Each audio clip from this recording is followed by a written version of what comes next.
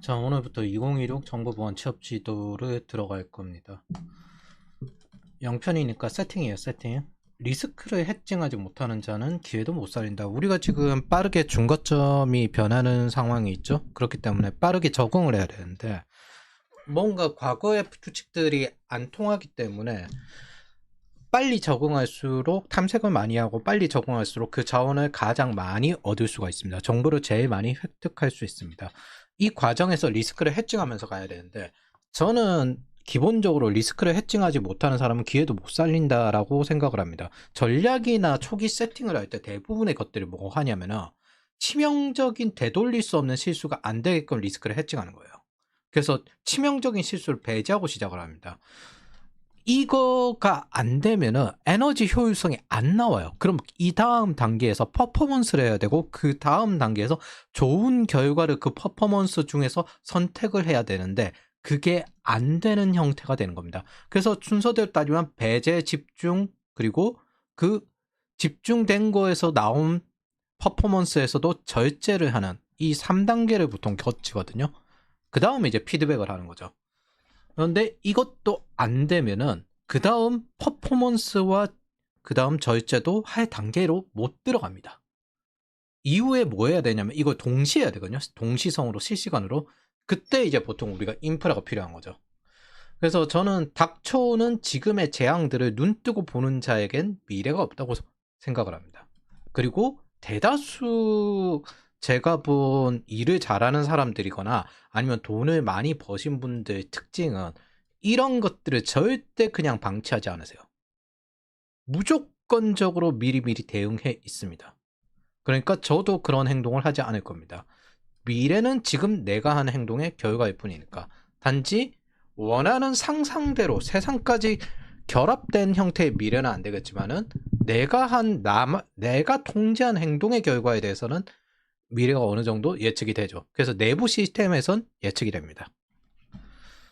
제가 이런 거 적었거든요. 좌파 지지자는 재앙 덩어리다. 이 사람들의 공통적인 특징이 뭐냐면 크랩 멘탈리티를 가지고 있어요. 기본적으로 좌파는 중간지대 쌀먹, 바꿔 이야기하면 버퍼 안정망으로 되어 있는 거기에다가 루팅, 약탈 형태를 취하는데 그게 언젠가는 마를 거잖아요. 마를 때 여기 말랐네, 여기 위험하네, 이런 식으로 공동체가 무너지든 시장이 무너질 것 같을 때 빠져나가려고 하면 크랩 멘탈리티, 끝까지 악의 다툼을 합니다. 왜냐하면 이 사람들 입장에선 추출할 기생충이 계속 필요하거든요.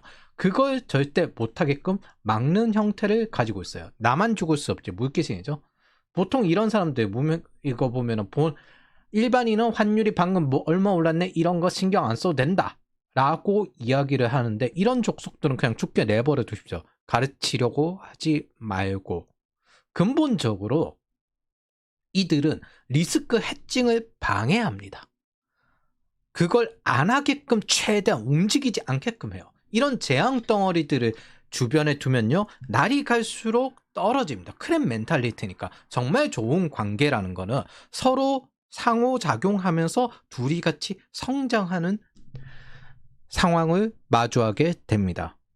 그래서 이 사람들은 위험에 미리 대비하지 않는 행위를 적극적으로 옳다고 포교하는 게 가장 사악해요.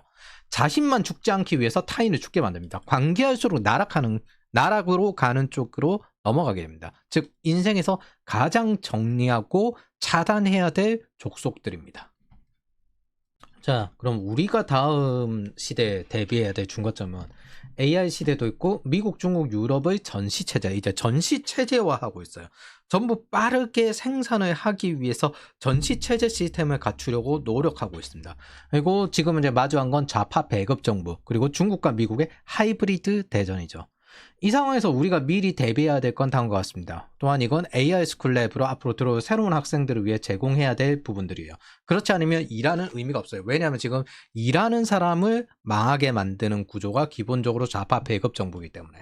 그래서 원화 가치 하락, 이거는 일단 대응을 완료했고요. 있는 학생들은 대응을 완료했고 앞으로 새로 들어올 학생도 대응을 하도록 세팅을 할 겁니다. 그리고 인플레이션 대응을 해야 되고요. 지금 돈을 이렇게 푸는데 당연히 인플레이션이 나올 수밖에 없죠. IMF 경고를 지속적으로 무시해온 결과를 다시 문재인 말기 쌍둥이 적자 3고 시기에 볼 수밖에 없습니다. 그리고 비용이 상승할 겁니다. 특히 월세.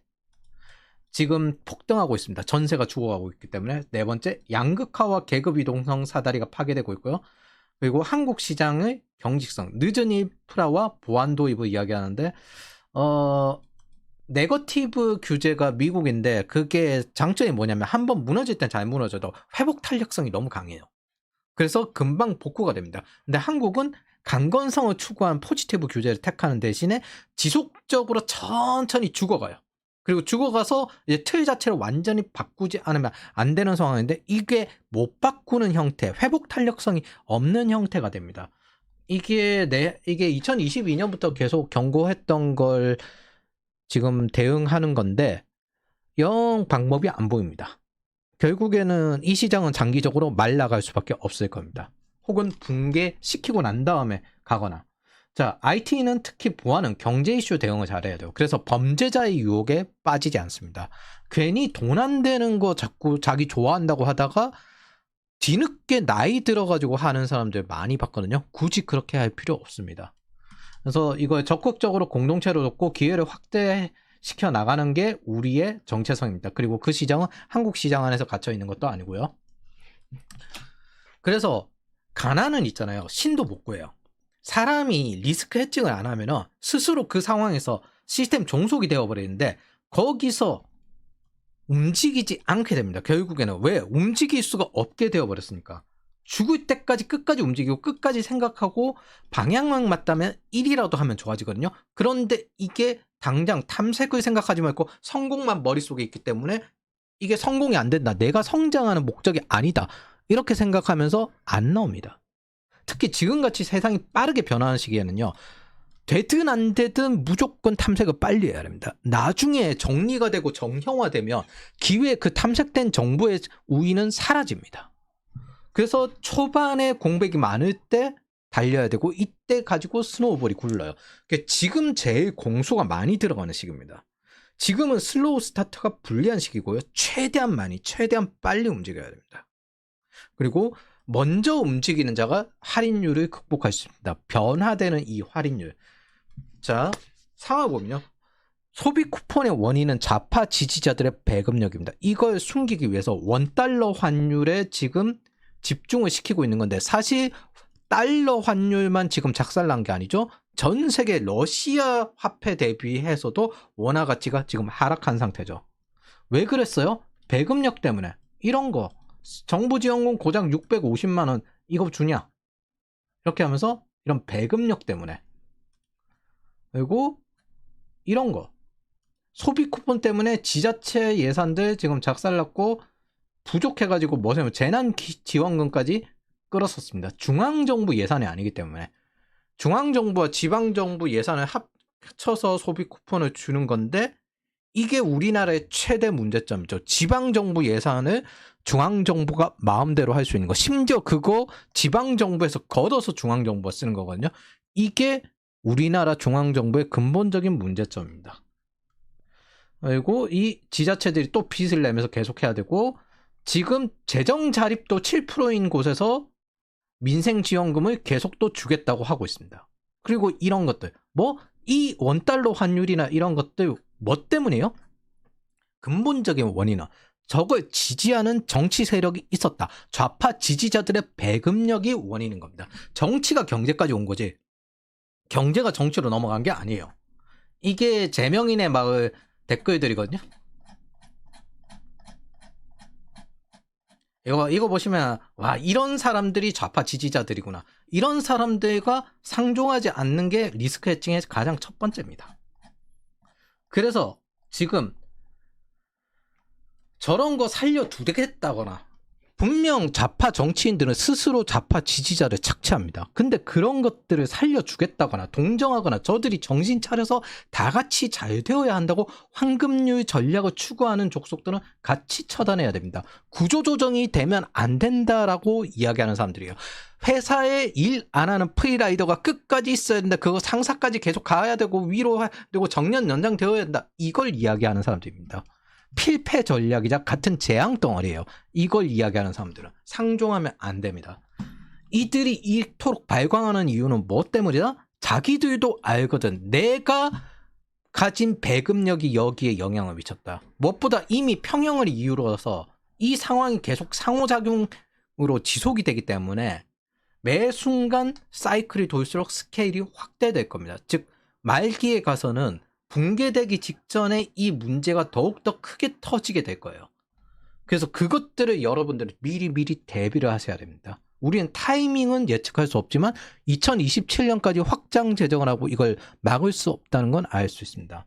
그래서 좌파 지지자들의 배급력이 소비 쿠폰에 영향을 미치고, 잘 보세요. 이거 상호작용입니다. 동시에 큰다는 거예요. 왜?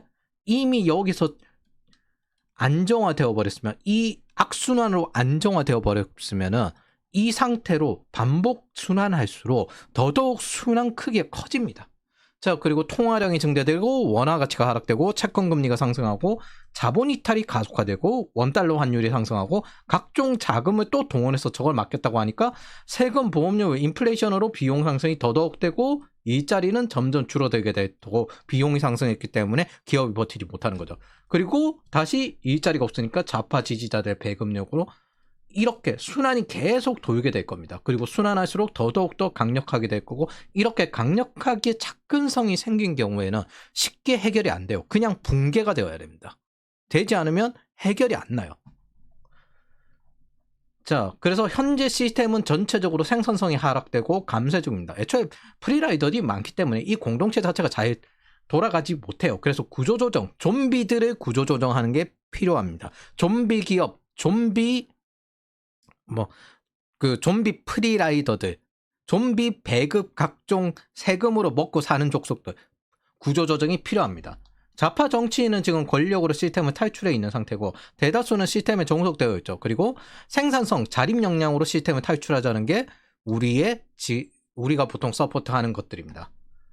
자, 지금 사다리 끊기 하고 있는 부동산 계엄 오적들이죠. 전부 자기네들이 하고 있는데, 사실 이거 착각하는데 이거 원래 강령이 어디냐면 민주노총이 배타적 지지하는 진보당입니다. 서해 규탄 모두 서해 규탄에서 모두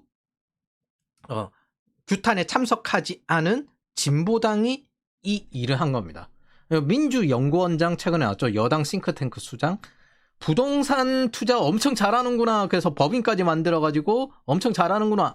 지금은 이제 이거 하는 거죠. 사다리 끊어내기. 이거 하는 겁니다. 이거.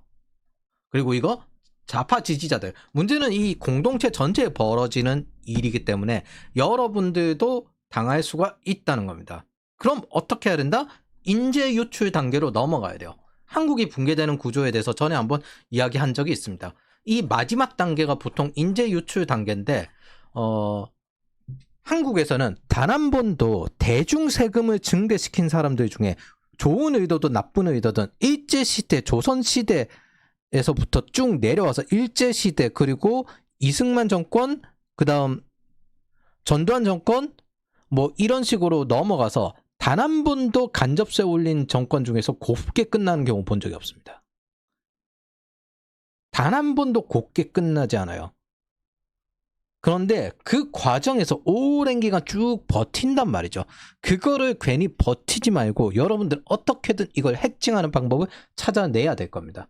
이 나선의 시스템에서 종속되면요, 시스템 감쇄와 동화되어서 죽게 되고요, 시스템에서 최대한 벗어나면, 시스템 탈출하면 최대한 살게 되는 겁니다. 이 지금 리스크 자체는 한국 경제와 한국 통화 그 자체입니다. 즉 우리가 처해 있는 상황은 고할인율 상황이란 거죠. 지금 정부는 경제 전략보다 법 전략밖에 없습니다. 기본적으로 기재부의 권한을 최대한 죽여버리고, 지금 금감원장이니 뭐니 전부 민변 변호사잖아요.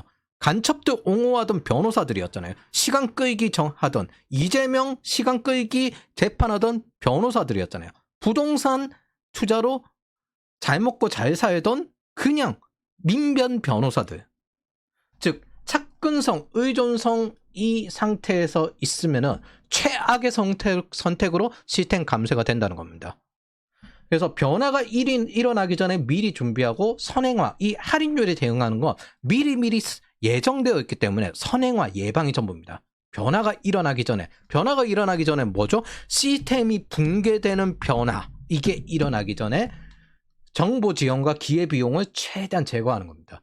자, 기본 공식은 개인 생산성과 시장 성장률을 1- 할인율로 하는 건데, 요거를 최대한 완화하기 위해서 시간 지연 개수, 뭐 좀 더 정보 지연을 늦추고 기회 비용을 좀 더 확대시키는 것들의 여러 선택을 하는 것들입니다. 그래서 신산업 진출하고 하는 것들이 전부 이런 부분들이에요. 그래서 기존 공식에서 우리가 적용하는 공식이 이건데, 여기서 조금 더 확대하는 겁니다. 정보 지연 이런 부분에 대해서 제공하는 것들. 즉 지금 대한민국 시장에서 착근성이 생기면 생길수록 여러분들은 위태롭습니다. 그래서 2026년부터 가장 크게 달라질 거는, 들어오는 학생은 무조건 영어 과정 그대로 같이 가야 됩니다.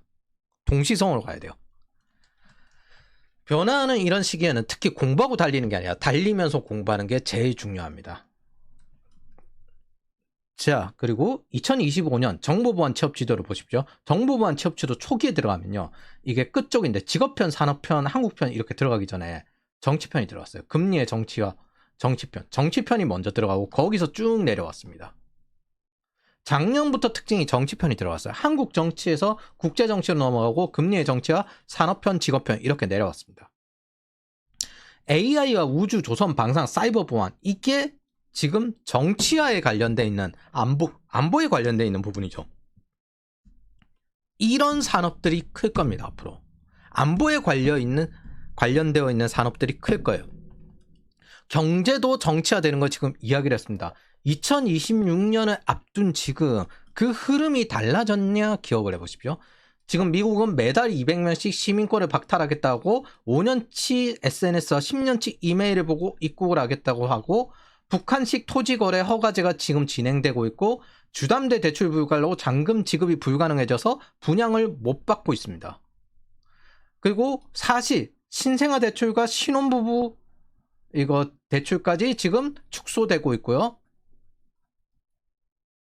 그리고 서울 월세가 지금 전세가 없어지니까 폭등하고 있고요. 올해 서울 아파트 가격이 빠르게 올랐기 때문에 매도자 가운데 가격이 더 오를 걸 예상하고 위약금을 물어주면서 취소한 경우가 많았다. 반대로 매수자 중에서 대출 규제 영향으로 자금 조달 문제가 생기고 계약을 취소하는 상황이 발생했을 걸로 보인다. 그래서 1억 정도씩 위약금이 늘어났을 것 같고 7.4% 역대 최고다. 뭐 취소한 사람과 그 다음에 잔금 대출을 못한 사람, 이 둘 다 이렇게 생기고 있다. 이건 뭐 윤석열 시기에 분양받은 청년 세대를 죽이기 위한 작전이잖아요. 그리고 X86 돈 몰아 죽이고 멸망전이에요. 멸망전. 누가 죽고 죽느냐 이 싸움입니다. 벤자민 프랭클린이 말했던 조인 오바 다이, 이 상황입니다. 아직도 경제가 정치화된 상황이 아니라고 믿고 미리 대비하지 않아도 되며, 주변의 좌파 지지자를 지인으로 두고 살아야 한다면은 그 사람은 흘러가는 대로 살 운명이니까 괜히 그런 사람에게 설명하고 계몽하지 마십시오. 설명하는 사람이 제일 약자가 됩니다. 기본적으로. 그래서 제가 기본적으로 설명하는 거야. 안 그러면 안 들으니까.